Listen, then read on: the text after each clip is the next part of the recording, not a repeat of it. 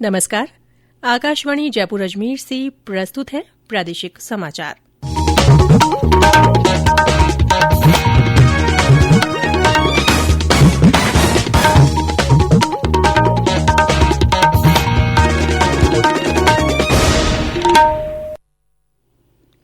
समाचारों के साथ मैं रितिका गुप्ता।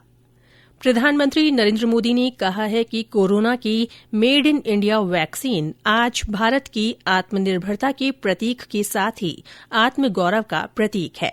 आज आकाशवाणी से मन की बात कार्यक्रम में श्री मोदी ने कहा कि हमारा वैक्सीनेशन प्रोग्राम दुनिया में एक मिसाल बन रहा है।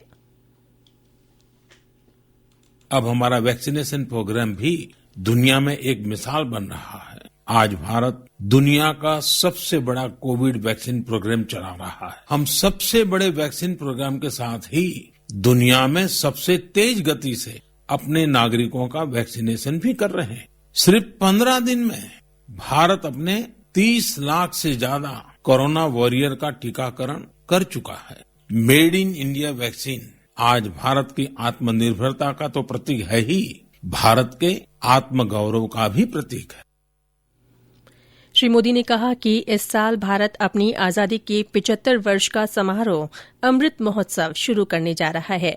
ऐसे में ये हमारे उन महानायकों से जुड़ी स्थानीय जगहों का पता लगाने का बेहतरीन समय है जिसकी वजह से हमें आजादी मिली।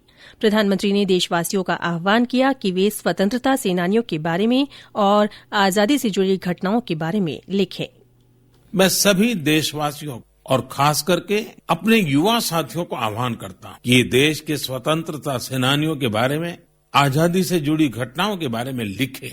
यंग राइटर्स के लिए इंडिया 75 के निमित्त एक इनिशिएटिव शुरू किया जा रहा है। इससे सभी राज्यों और भाषाओं के युवा लेखकों को प्रोत्साहन मिलेगा। देश में बड़ी संख्या में ऐसे विषयों पर लिखने वाले राइटर्स तैयार होंगे जिनका भारतीय विरासत और संस्कृति पर गहन अध्ययन होगा। हमें ऐसी उभरती प्रतिभाओं की पूरी मदद करनी है। इससे जुड़ी जानकारियां शिक्षा मंत्रालय की वेबसाइट से प्राप्त कर सकते हैं। प्रधानमंत्री ने कहा कि सरकार खेती को आधुनिक बनाने के लिए प्रतिबद्ध है और कई कदम उठा रही है। उन्होंने कहा कि सरकार के प्रयास आगे भी जारी रहेंगे। प्रधानमंत्री ने देश में चलाए जा रहे सड़क सुरक्षा माह का जिक्र करते हुए कहा कि सड़क सुरक्षा के लिए सरकार के साथ ही सामूहिक प्रयासों की भी जरूरत है। जीवन बचाने के इन प्रयासों में हम सभी को सक्रिय रूप से भागीदार बनना चाहिए। प्रदेश के 20 जिलों के 90 नगर निकाय चुनाव के लिए आज हो रही मतगणना में मिले जुले परिणाम सामने आ रहे हैं। कहीं भाजपा और कांग्रेस के उम्मीदवारों को बहुमत मिला है तो कहीं निर्दलियों ने भी जीत का परचम फहराया है। राजसमंद नगर परिषद के 45 वार्डों में से 26 पर कांग्रेस और 18 वार्डों में भाजपा के उम्मीदवारों ने जीत हासिल की है। वहीं एक वार्ड पर निर्दलीय उम्मीदवार जीता है। बांसवाड़ा जिले की कुशलगढ़ नगरपालिका के 15 वार्डों में भाजपा, 2 पर कांग्रेस और 3 पर निर्दलीय। जैसलमेर जिले की पोखरण नगरपालिका के 25 वार्डों में भाजपा को 10, कांग्रेस और निर्दलीय को 9 सीटें मिली हैं और जालौर की सांचौर नगरपालिका में 16 पर भाजपा, 12 पर कांग्रेस और 2 पर निर्दलीय जीते हैं। प्रदेश भर में आज पल्स पोलियो टीकाकरण अभियान के तहत 5 वर्ष तक के बच्चों को पोलियो की खुराक पिलाई जा रही है। हनुमानगढ़, श्रीगंगानगर, टोंक, बूंदी और जालौर से हमारे संवाददाताओं ने बताया कि वहां पर भी आज से अभियान की शुरुआत हुई। विभिन्न बूथों पर नवजात से लेकर 5 साल तक के बच्चों को दवा पिलाई जा रही है। आज दवा से वंचित रहे बच्चों को अगले 2 दिनों में घर घर जाकर खुराक पिलाई जाएगी। प्रदेश में कुछ स्थानों पर न्यूनतम तापमान में बढ़ोतरी के साथ साथ तेज सर्दी का असर जारी है।